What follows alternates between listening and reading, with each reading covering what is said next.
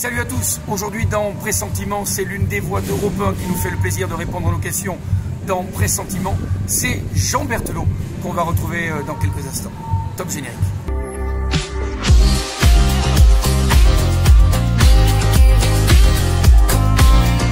Bonjour Jean. Bonjour Eric et bonjour à tous. Merci d'être... C'est rigolo d'entendre cette voix et enfin de voir ce visage.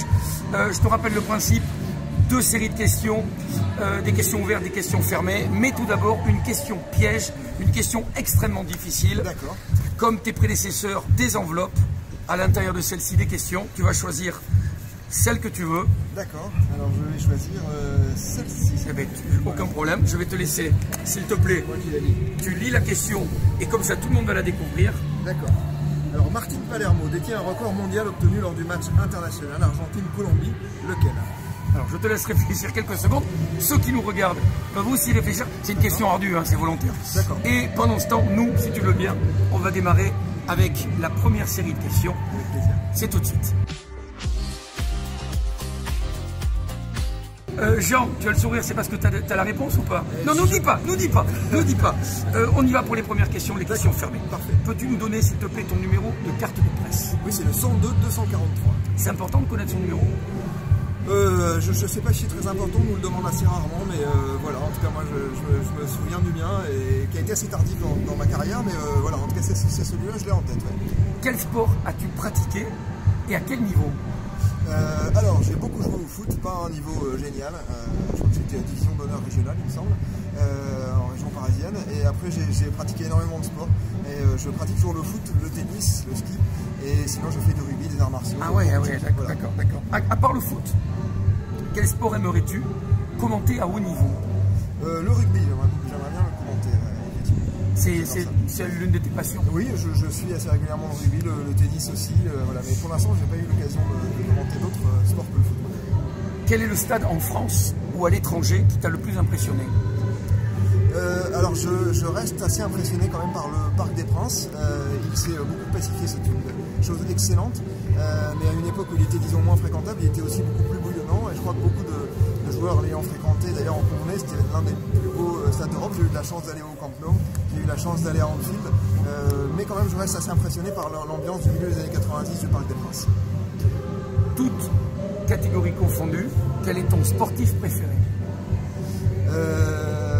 Excellente question. Mon sportif préféré... Pardon? Non, aucun problème. J'aurais pu préparer ça. Non, mais justement, ce qui prouve que les questions ne sont pas connues des journalistes. Absolument pas. Je dirais peut-être celui qui m'a le plus fait rêver, c'était Youri Djorkaeff. D'accord, en fait, le Snake, ouais, à la fois en équipe de France et lors de son court passage au PSG.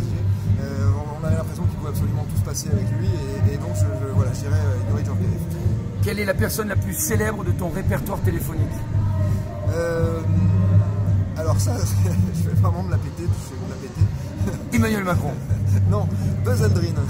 Ah ouais. J'ai eu la chance de le rencontrer et d'échanger, de prendre son numéro de téléphone pour des questions d'agenda simplement. Il sait évidemment pas du tout que j'existe ou quoi, mais il se trouve que je l'ai interviewé et pour pouvoir l'interviewer, j'ai dû prendre son numéro de téléphone. Sympa. Ouais, c'est très sympa. Quel est pour toi le meilleur joueur de foot de l'année 2018? Pour moi,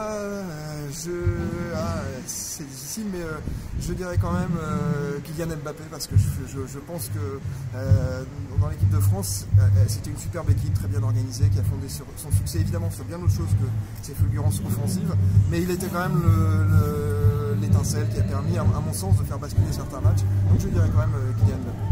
As-tu déjà demandé un maillot à un joueur de foot, ou plus généralement, on va dire un sportif? Et si oui, lequel? Jamais, non, j'ai jamais demandé... Par éthique?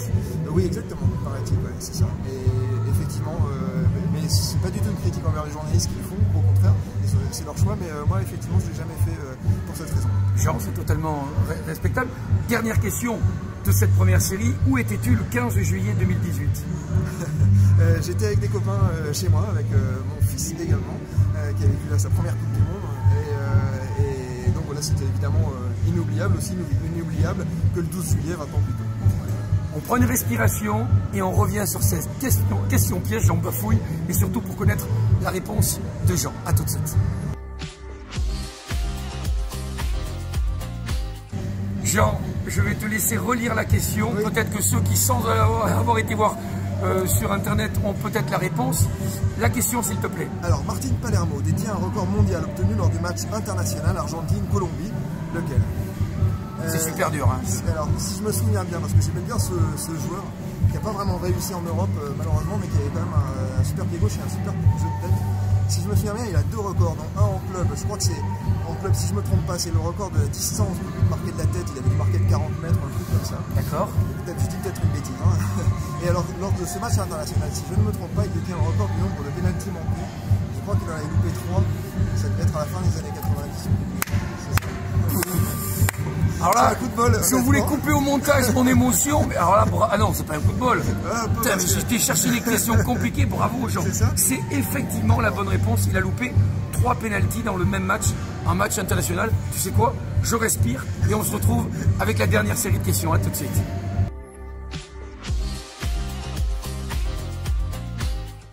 Je ne suis pas encore remis de cette bonne réponse, mais on enchaîne avec cette 3e série de questions juste après ce petit jingle qui est donc la part 2, la 2e partie des questions avec Jean Berthelot d'Europe 1. Quand tu travailles sur un match, quel est ton rituel quand tu arrives dans un stade?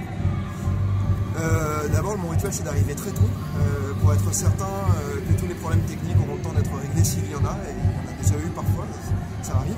Et puis, voilà, j'installe mon matériel assez traditionnellement. Et le petit rituel, c'est quand même de prendre une petite photo que j'envoie à mes enfants qui aiment bien le foot tous les deux. Ma fille et mon fils adorent le foot. Et donc ils aiment bien voir un petit peu l'ambiance et les équipes qu'il y a. Et donc je leur envoie ça. Quel est ton avis sur l'assistance vidéo? Mon avis il est plutôt pragmatique. J'observe que depuis le début de la saison, j'ai l'impression qu'il y a beaucoup moins de simulation. C'est un point qu'on ne soulève pas assez à mon avis, mais c'est vrai que ces attaquants qui simulaient pour obtenir un pénalty, on en voit quasiment plus depuis le début de la saison. Ils savent que quoi qu'il arrive, il va y avoir vérification et donc ils vont être sanctionnés. Et par ailleurs, j'ai eu l'impression que ça réduisait quand même assez largement le nombre d'injustices. Donc pour l'instant, c'est plutôt favorable, d'autant que je ne trouve pas que ça coupe tant que ça le jeu. Je trouve que c'est plutôt bien intégré et donc je suis assez favorable à l'arbitrage vidéo. Jean, une ultime question. Quelle anecdote a marqué ta mémoire de journaliste sportif? Alors il y en a eu beaucoup parce que j'ai eu la chance de suivre. Il faut que tu en choisisses une. Du foot. Allez, je vais en choisir une qui est en rapport avec les Girondins de Bordeaux. On est encore à Chabannes-Delmas, c'est en mars ou avril 2015. Et Bordeaux reçoit Metz, on est un partout à quelques minutes de la fin, et tu t'en rappelles sûrement d'ailleurs.